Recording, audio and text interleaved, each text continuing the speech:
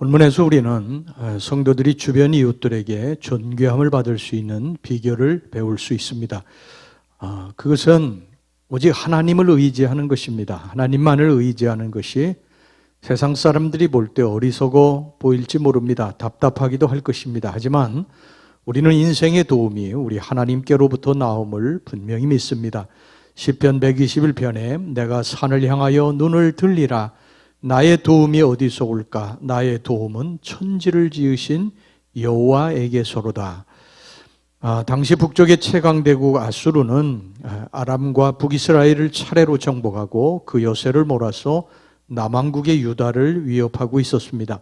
남유다는 북쪽의 아수르와 남쪽의 구수 사이에 위치해 있는 완충지대였습니다. 마치 우리 한반도가 중국과 일본의 완충지대이듯이 유대나라는 북쪽과 남쪽의 완충지대로서 두 세력이 번갈아 가면서 강해질 때마다 고통을 당해야만 했습니다.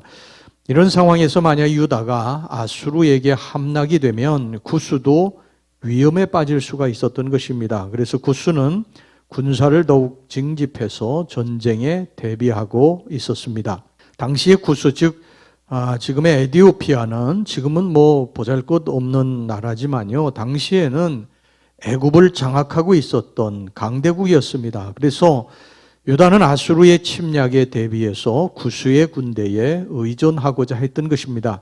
이에 대해 선지자 이사야는 본문의 예언을 통해서 구스가 아니라 오직 하나님만을 의지할 때 하나님께서 아수르를 찍어버리실 것이라고 그렇게 말을 했습니다. 오늘 본문의 5절 6절입니다. 추수하기 전에 꽃이 떨어지고 포도가 맺혀 익어갈 때에 내가 낫으로 그 연한 가지를 베며 퍼진 가지를 찍어버려서 산의 독수리들과 땅의 들짐승들에게 던져주리니 산의 독수리들이 그것으로 여름을 지내며 땅의 들짐승들이 다 그것으로 겨울을 지내리라 하셨습니다.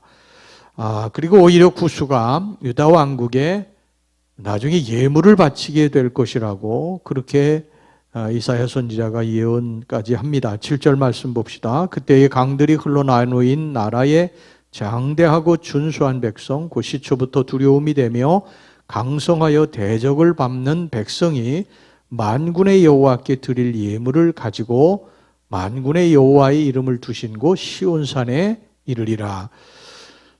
사실 이 예언은요, 당시의 상황으로 보면 정말 터무니없는 그런 예언이었죠. 유다는 자신들의 형제국인 북이스라엘이 아수르에 의해서 허무하게 무너지는 것을 얼마 전에 목격을 했습니다. 그리고 자신들의 살 길은 이제 이웃나라 강대국 구스를 의지하는 길밖에 없다고 생각하고 있었기 때문입니다. 그런데 이사야 선지자는 오히려 유다가 구스 때문에 사는 것이 아니라 하나님 때문에 살고 구스가 오히려 자신들에게 감사의 예물을 바치게 될 것이라고 예언을 했으니 믿을 수가 없었던 것입니다. 하지만 이 예언은요, 히스기야 왕 때 그대로 성취가 되었습니다. 하나님께서 주의 사자들을 보내어서 유다를 공격한 아수르의 사내립 군대를 쳐서 완전히 격파한 것입니다.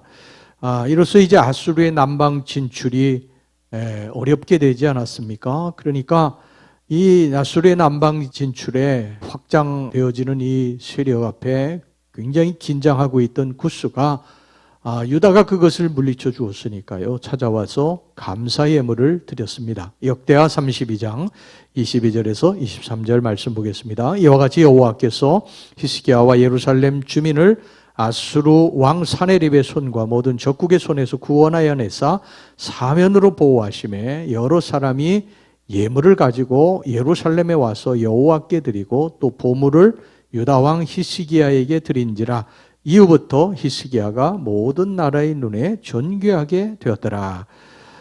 여러분, 이것은 무엇을 교훈하는 것입니까? 늘 말씀드리지만요, 전쟁은 여호와께 속한 것이라고 하는 것을 말씀하는 것입니다. 우리가 무슨 싸움을 하든지 그 전쟁의 승패는 사람이나 인맥, 물질, 권세 이런 것들에 의해서 좌우되는 것이 아니라 오직 하나님 한 분, 그분에 의해서 결정된다는 것입니다. 이것을 우리는 절대 잊어서는 안 됩니다. 하나님의 백성은 오직 하나님을 의지하고 살아야지요. 이곳저곳 기웃거리면 안 됩니다. 우리가 하나님을 의지하고 살 때에 주변 이웃들에게도, 주변 사람들에게도 존귀함을 얻게 된다는 사실을 기억하시기를 바랍니다. 북왕국 이스라엘은 아람을 의지하다가 함께 멸망당하고 말았습니다. 만약 유다도 하나님을 떠나서 구스를 의지했다고 한다면요, 멸망의 수치를 당하고 말았을 거예요. 하지만 하나님 한 분만을 의지했기 때문에 구원을 얻고 존귀함도 받은 줄로 믿습니다. 우리는 하나님의 모든 전쟁을 주장하시는 분임을 잊지 말아야 하겠습니다. 선지자 이사야는 구스의 땅을 날개치는 소리나는 땅이라고 불렀습니다. 1절 말씀 보겠습니다. 슬프다. 구스의 강 건너편 날개치는 소리나는 땅이요. 이 날개치는 소리나는 땅이라고 부른 이유가 있는데, 당시 구스는요, 나일강 삼각주를 끼고 발달했었는데, 그곳은 늪지가 많고 습지가 많아서요, 파리떼와 같은 수많은 곤충들이 번식하기에 적절했습니다. 따라서 그 위의 표현은요, 1차적으로는 날아다니면서 날갯소리를 요란하게 내는 곤충들이 득실거리는 나일강 삼각주 지대를 가리킨다고 하겠습니다. 그런데 이 표현의 숨은 의미는 구스가 아수르 군대의 침공에 대비해 전 국토에 소집령을 내림으로써 군인들이 각지에서 모여들어서 전열을 가다듬는 애굽 전역의 부산한 모습을 암시한다고 하겠습니다. 유다는 바로 이런 구스의 엄청난 군사력을 보고 우리가 살 길은 저 구스를 의지하는 길이다. 그래서 구스의 원주를 기다리고 있었던 것입니다. 여러분, 우리도 이런 믿음 없는 모습을 보일 때가 얼마나 많습니까? 하나님은 눈에 보이지 않고 당장 눈에 보이는 사람, 인맥, 물질, 권세 이런 것을 쫓아서 저기 가면 내가 살 수 있겠다. 저 사람을 의지하면 내가 이번 위기를 극복할 수 있겠다. 저 사람에게 가면 내가 돈을 빌릴 수 있겠다. 여러분, 그래서 우리들이 얼마나 잘못된 길로 갈 때가 많습니까? 성경은요, 도울 힘이 없는 방백들이라고 그렇게 말씀합니다. 도울 힘이 없는 방백들을 의지하지 말라는 거예요. 여러분, 거기서 도움이 오는 것으로 우리는 착각하는데요, 속지 마시기를 바랍니다. 도움은 하나님께로부터 오는 것입니다. 유다의 히스기야 왕은 이것을 깨닫고 아수르가 쳐들어왔을 때 사람을 의지하지 않았어요. 참모들 소집해서 이걸 어떻게 극복해야 될 것인가, 그렇게 사람들하고 상의하고 그러지 않았습니다. 다른 나라에 어떤 도움을 청하고 원군을 청하고 그렇게 하지 않았어요. 사내립이 하나님을 모독하는 이 편지를 한 장 달랑 들고 하나님의 성전으로 또복 걸어 올라가서 하나님 앞에 그것을 내놓고 기도하기 시작을 합니다. 살아계신 하나님을 모독하는 이 사내립의 편지를 보옵소서. 하나님 살아계심을 저들에게 보여주소서. 저들의 손에서 우리를 구원하여 주소서. 하나님이 이 기도를 들으시고요, 주의 사자를 보내서 이들을 물리쳐 주셨습니다. 하나님 살아계시고 하나님 우리 삶을 주관하시고 우리 삶의 전쟁을 승리로 이끌어 주시는 분이신 줄로 믿습니다.